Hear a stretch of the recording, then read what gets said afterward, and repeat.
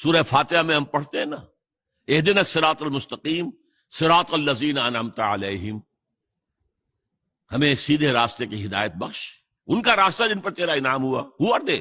یہاں تو چونکہ بات مختصر ہے، سورہ نساء میں کھول دی، وَمَن يُطِعِ اللَّهَ وَرَسُولَهُ فَأُولَٰئِكَ مَعَ الَّذِينَ أَنْعَمَ اللَّهُ عَلَيْهِم مِّنَ النَّبِيِّينَ وَالصِّدِّيقِينَ وَالشُّهَدَاءِ وَالصَّالِحِينَ وَحَسُنَ أُولَٰئِكَ رَفِيقًا۔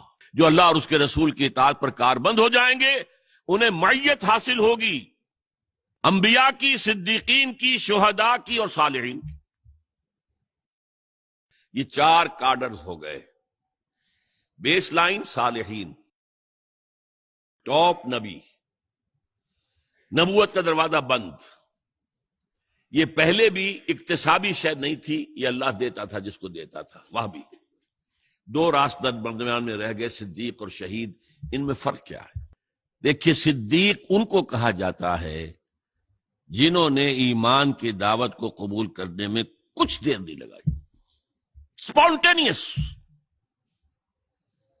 اس لیے کہ ان کے اپنے اندر وہ بات پہلے سے موجود تھی۔ دیکھنا تقریر کی لذت کے جو اس نے کہا، میں نے یہ جانا کہ گویا یہی میرے دل میں تھا، لہذا کوئی دیر کا سوال ہی نہیں۔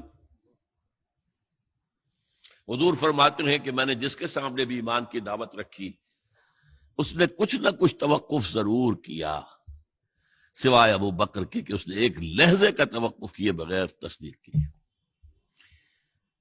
یہ صدیق وہ لوگ ہوتے ہیں، جدید اصطلاح میں آپ کہیں گے انٹروورٹس، دروبین۔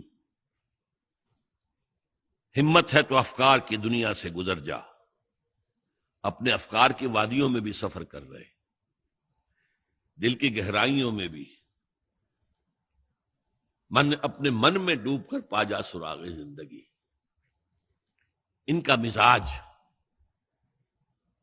جب غور و فکر کرنے والے ہیں، سوچنے والے ہیں، نیکی کی حس بیدار ہے،